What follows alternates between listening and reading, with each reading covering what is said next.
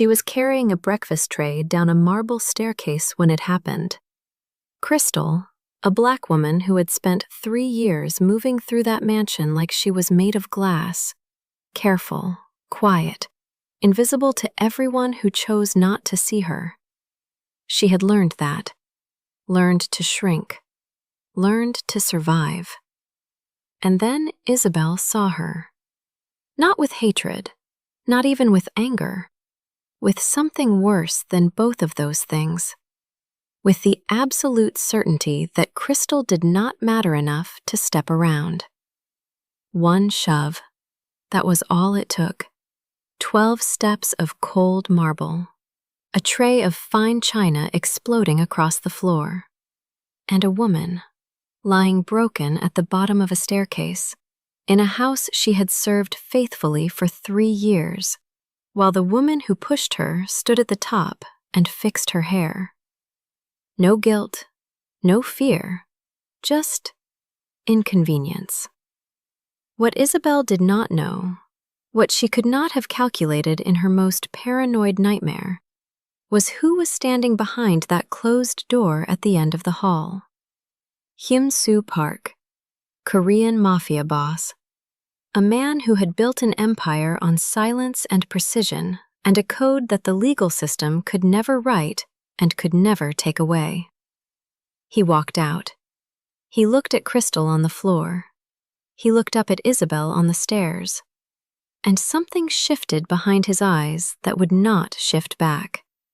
Because what nobody in that room knew yet, not even Hyun-soo himself, was that Crystal's story and his were connected by a 30-year-old theft that had never been punished. A family destroyed by people who were very good at looking respectable, and a debt that had been waiting a long, long time to be collected. Before starting the story, comment down below where you are watching from and what time it is there. If stories of karma, love, and hidden truths move you, leave a like, be sure to subscribe to the channel, and click Join to become a member and help our channel. There are houses that remember everything. The marble floors of the Park estate had absorbed decades of silence, the kind of silence that expensive walls are built to keep. Crystal Hayes knew that silence well. She had moved through it every morning for 3 years, careful not to disturb it, careful not to take up too much space in rooms that were never meant for her. That was the unspoken contract of her work. Be present, be invisible, be grateful. She was good at it, better than good. She had learned early, growing up in Baltimore with a mother who worked double shifts, and a father who once believed that hard work and a good name were enough to build something lasting, that the world asked certain people to earn their place again and again, while others were simply handed it at birth and told it was deserved. Roosevelt Hayes had believed in the system. That was his tragedy. He had built Hayes Construction from nothing. One contract, one project, one handshake at a time, until his company was bidding on government infrastructure work alongside firms 3 times his size. His daughter had been 7 years old the first time she stood at one of his job sites and watched him point at a bridge her company was helping build. "That's ours," he had said. "Not mine. Ours." He meant it to include her. By the time Crystal was 12, Hayes Construction was gone. She didn't understand it then. The way her father sat at the kitchen table at night, staring at papers that seemed to drain the color from his face. The phone calls that stopped. The contracts that went elsewhere. Her mother had explained it simply, the way working people explain catastrophe. Someone wanted what we had, and they took it. That was the whole story. No names, no faces. Just the residue of a theft so clean it left no fingerprints. Only a family that never quite recovered. A father whose belief in the system broke slowly and quietly, like a bone that never healed right. And a daughter who grew up understanding, without being told directly, that the world had rules she had not been shown. She thought about none of this as she carried the breakfast tray down the staircase that Monday morning. That was the discipline of survival. You compartmentalized. You put the past in a room inside yourself, and you locked the door. Because opening it while carrying a tray of fine china across marble floors would accomplish nothing. Isabelle Fontaine was standing at the bottom of the stairs. Crystal saw her before Isabelle saw her. A half-second of recognition. The posture, the platinum hair, the particular quality of stillness that belongs to people who have never had to wait for anything. She had met Isabelle twice during the engagement. Both times the woman had looked through her the way people look through windows. "Good morning, Miss Fontaine." She said it because it was what you said. Because that was part of the contract, too. What happened next took less time than it takes to draw a breath. A hand. A shove. Not rage. Something worse than rage. Impatience. The kind of careless violence that doesn't even register as violence to the person committing it, because the person on the receiving end has never fully existed to them. Crystal felt the tray leave her hands before she felt her feet leave the step. The world tilted. The marble rushed toward her with a terrible indifference. 12 steps. She counted them afterward, lying on the floor, because the mind reaches for order when the body is in chaos. 12 steps, and then the cold weight of silence rushing back in, filling the hall the way it always did, as if nothing had interrupted it at all. Somewhere above her, she heard the click of heels, composure being reapplied like powder. And then, distant, coming from behind a closed door, the sound of footsteps that were different from all the others. Slower, more deliberate. Footsteps that did not hurry unless there was a reason to hurry. The door opened. There are things a man like Hyun-soo Park is not supposed to feel. That was the architecture of his life, the careful, deliberate removal of reaction. His father had taught him this before anything else, before the business, before the code, before the weight of the Park name settled onto his shoulders like a yoke dressed in silk. A man who reacts is a man who can be read. A man who can be read is a man who can be controlled. He had taken that lesson and built a wall around himself so complete, so seamlessly constructed, that even the people closest to him sometimes forgot there was anything on the other side of it. He crossed the hall in 8 steps. He did not run. He never ran.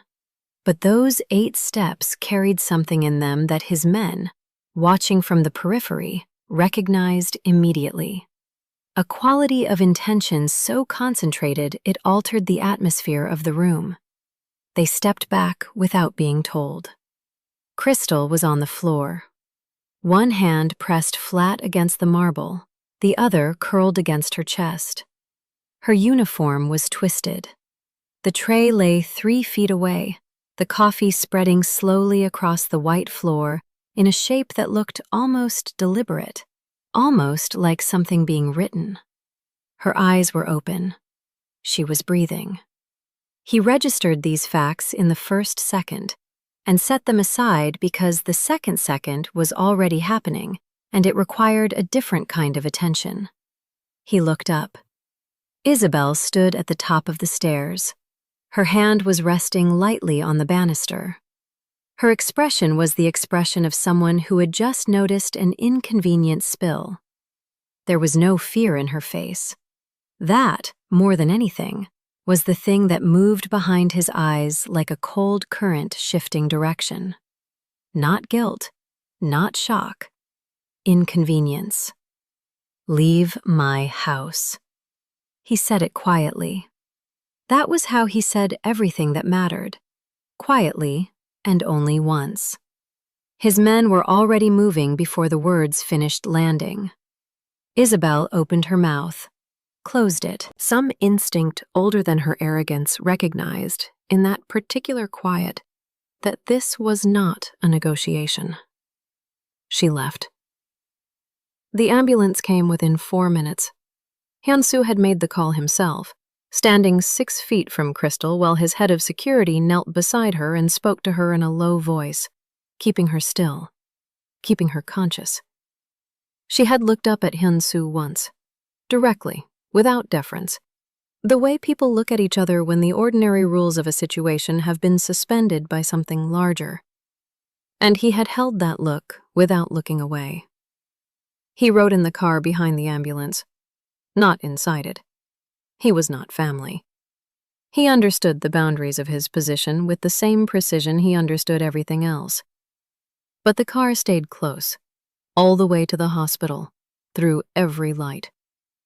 He did not go inside immediately. He stood outside the entrance for a long moment, hands in his pockets, watching the automatic doors.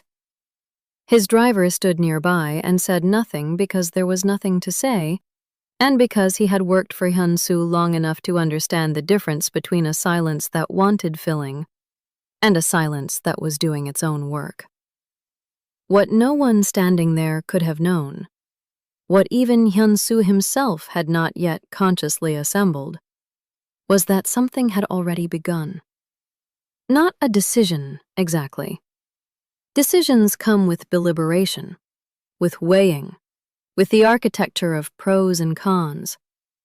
This was something that preceded decision, something that had locked into place the moment he looked up the stairs and saw Isabelle's expression and understood, with the precision of a man who had spent his life reading rooms, exactly what kind of person he had almost married. He went inside. The hospital was the expensive kind, the kind where the hallways smell like nothing, where the staff make eye contact and speak in measured tones and the lighting has been engineered to feel less institutional. Crystal was being assessed. A nurse told him she was stable. Possible fractures. They would know more soon. He thanked her, walked to the end of the corridor, stood at the window that looked out over the parking structure, and called his head of intelligence. I want everything on the Fontaine family. All of it. Back to the beginning. There was a pause on the line. Not hesitation, just the pause of a professional registering the scope of an instruction. How far back? Far enough, Hyun-soo said. He ended the call. Outside, the Los Angeles sky was the pale gray of early morning burning off toward blue. He watched it for a moment. This man who had built an empire on the understanding that information was the only currency that never lost its value. And he thought, not for the first time in his life, but for the first time in a long time, about what it meant to owe something to someone you had never met. His sister's name had been Chi-yun. She had been 23 when she died. She had laughed loudly, argued with strangers about books, and believed, with an obstinacy that had driven him to distraction, that the world could be made more fair if enough people decided it should be. He had never agreed with her. He was beginning to wonder if she had been right. The documents arrived in 3 separate deliveries over 4 days. That was how Hyun-soo's intelligence network operated. Not in dramatic single revelations, but in layers, each one peeling back to expose something underneath that the previous layer had only hinted at. His people were methodical. They had learned to be methodical because he had never rewarded speed over accuracy, and because in their line of work, a rushed conclusion was a liability that could cost more than the information was worth. The first delivery covered the surface: Fontaine and Associates, incorporation records, public contracts, charitable foundations, the architecture of legitimacy that the family had spent decades constructing, with the same care that other families spent constructing cathedrals. On paper, it was immaculate. Old California money, the kind that had learned to dress itself in civic virtue. Library donations, hospital wings with their name on them, the particular philanthropy of people who understood that generosity, deployed correctly, functions as insulation. The second delivery went underneath the surface. Federal contracting records, bid submissions from the late 1980s and through the 1990s.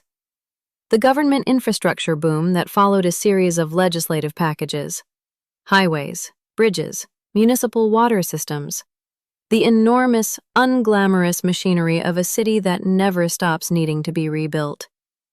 Contracts worth hundreds of millions of dollars, awarded through competitive bidding processes that were, in the language of the official record, entirely above board.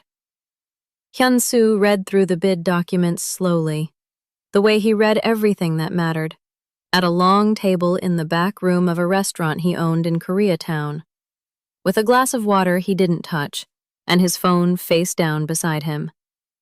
His intelligence chief sat across the table and said nothing, understanding that silence was what the moment required.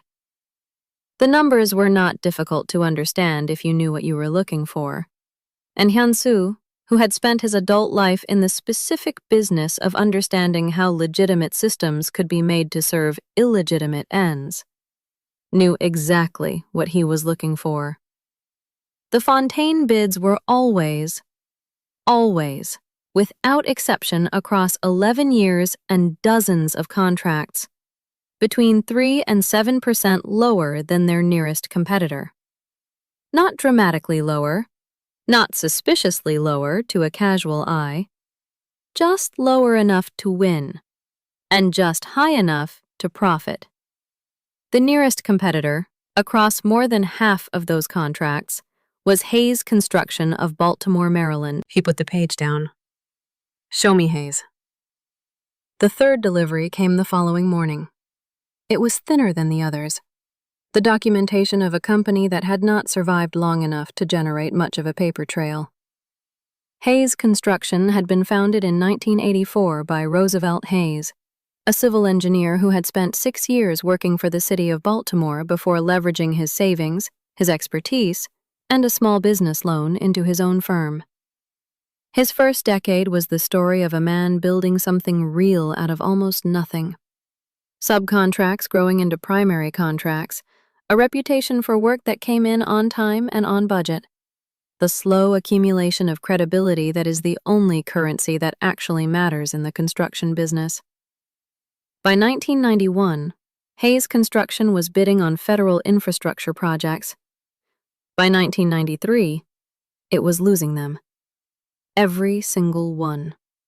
To Fontaine and Associates. There were letters in the file. Roosevelt Hayes had written to the contracting authority twice, formally requesting a review of the bidding process. Both letters received responses that were polite, procedural, and conclusive. The process had been followed. The awards had been proper. There was nothing to review. By 1996, Hayes Construction was insolvent. Roosevelt Hayes had filed for bankruptcy in March of that year. He had died of a cardiac event in 2011, at 61 years old, in Baltimore. He was survived by his wife, Darlene, and his daughter, Crystal. Hyun-soo sat with that page for a long time. Outside the restaurant, Koreatown was doing what it always did. The street noise, the smell of grilling meat drifting through the ventilation, the ordinary, relentless momentum of a city that had no memory and no patience for the weight that individuals carried inside it. He was aware of all of it in the peripheral way he was always aware of his surroundings. The situational alertness that had kept him alive and operational for 20 years, the instinct that never fully switched off. He thought about a 7-year-old girl standing at a job site, watching her father point at something being built. He thought about 12 marble steps. He thought about an expression on a woman's face that contained no guilt whatsoever. Then he picked up his phone and called his attorney. Not the one who handled his legitimate business interests, but the one who had spent 30 years understanding exactly where the line between information and exposure was drawn, and exactly how to walk it. "I have documents," he said. "Federal contracting fraud. Systematic, spanning a decade.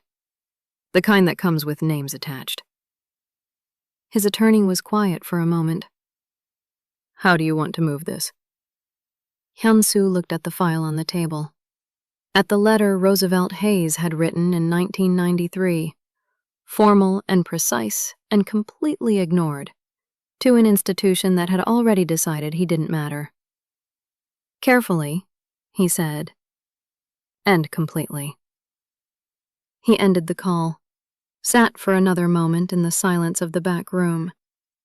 Then he stood, straightened his jacket, and walked out into the noise of the street, carrying the weight of something that had been waiting 23 years to arrive at exactly this moment. He did not consider himself a good man. He had never made that mistake. But he had always understood, with a clarity that required no moral philosophy to produce, the difference between a debt that had been paid and a debt that had been ignored. The Fontaine family had been ignoring a very large debt for a very long time. That was about to change. The thing about a carefully constructed legacy is that it requires constant maintenance. That was the truth the Fontaine family had never had to confront directly, because for 3 decades the maintenance had been invisible, handled by lawyers, by accountants, by the particular social gravity of a name that had been repeated in the right rooms often enough that it had begun to function as its own kind of evidence. The Fontaines were respectable because the Fontaines had always been respectable. The logic was circular and therefore unassailable. No one audits a reputation that arrives already stamped with its own authority. That was the wall. And walls, Hyun-soo understood better than most, are only as strong as the ground they are built on. The first crack appeared on a Thursday. A financial journalist in Sacramento received an encrypted package containing 11 years of federal contracting records, cross-referenced bid submissions, and a 40-page internal analysis that traced, with the patience of someone who had been paid to be thorough, the precise mechanism by which Fontaine and Associates had obtained advance knowledge of competitor bids on government infrastructure contracts throughout the 1990s. The sourcing was airtight. The documents were originals. The analysis required no interpretation. It simply laid the facts in sequence and allowed them to speak in the flat, devastating language of numbers that did not lie. The journalist made 4 calls to verify. All 4 came back the same way. She filed the story 48 hours later. By the time it ran, 2 other packages had already arrived. One at the regional office of the Federal Contracting Authority, addressed to the Inspector General, and one at the desk of a senior investigator at the Department of Justice, who had spent 6 years building a broader case against infrastructure fraud in California, and had been missing, without knowing it, exactly this piece. Hyun-soo read the story on his phone in the hospital parking structure, sitting in the back of his car, the engine off. He read it once, completely, without expression. Then he put the phone in his pocket and got out of the car and walked through the automatic doors and down the corridor that smelled like nothing, toward the room where Crystal Hayes had spent the last 4 days rebuilding the structural integrity of her ribcage and her composure in approximately equal measure. She was sitting up when he entered. The window behind her framed a rectangle of late afternoon sky going amber at the edges. Her arm was in a soft cast. Her hair was down. He had only ever seen it pulled back, the precise professional arrangement of a woman who understood that presentation was armor. Down, it changed her face somehow, made her look simultaneously younger and more formidable. He sat in the chair beside the bed without being invited and without asking permission. because they were past the grammar of employer and employee now, and both of them understood it. She looked at him with the direct, undecorated gaze that he had first noticed on the floor of his hall. The gaze of someone who had decided, at some point prior to this moment, that she was done performing smallness for the comfort of rooms that had never deserved it. "I saw the news," she said. "I thought you might." A silence settled between them. Not uncomfortable. The particular silence of two people who have arrived from completely different directions at the same understanding. "You did that," she said. It was not a question. He did not confirm it, and did not deny it. He looked at the window for a moment, at the amber light, and then back at her. "Your father built something real," he said. "What happened to it was not an accident, and it was not fair, and the people responsible spent 30 years making sure no one looked directly at it." Crystal was quiet. He watched something move through her face. Not surprise, because she had always known the shape of what had happened to her family, had known it the way you know the outline of a thing in the dark, without being able to name its edges. What moved through her face now was something closer to the particular grief of confirmation, of a suspicion carried so long it had become part of the architecture of yourself, finally being handed its own name. Her jaw tightened. Her eyes stayed dry. She was her father's daughter in that. The discipline of someone who had learned to process devastation quietly, in the interior rooms, where no one could use it against her. He never stopped believing it could have been different, she said finally. That if someone had just looked properly. "Someone looked," Hyun-soo said. The words landed in the room and stayed there. Outside, the city was beginning its nightly reinvention, the shift change of the light, the streets finding their evening register, the vast, indifferent machinery of Los Angeles doing what it had always done, which was to move forward without looking back, carrying its buried histories the way the ground carries water, invisibly, under everything. Isabelle Fontaine was in a meeting with her family's legal team when her phone began to vibrate with the first calls. She silenced it. Then it vibrated again. And again. Her father's attorney leaned across the table and said something in a low voice, and she watched the color leave her father's face in a way she had never seen before. Not the manageable pallor of bad news, but the specific blankness of a man watching the ground disappear beneath something he had spent his life believing was solid. She understood, in that moment, with a clarity that arrived too late to be useful, that there were consequences she had never been required to consider because no one had ever required her to consider them. The woman at the bottom of the stairs had not been a problem to be managed. She had been a person connected to a history that was connected to a debt that had now, with the patience of something that had been waiting a very long time, finally arrived to collect. The legal proceedings would take years. The Fontaine name would not survive them intact. The assets would be frozen, then contested, then slowly, methodically dismantled by the weight of documentation that did not care about reputation or social gravity or the circular logic of inherited respectability. None of that happened in a single afternoon. History never does. But it began on a Thursday, in the quiet way that irreversible things tend to begin.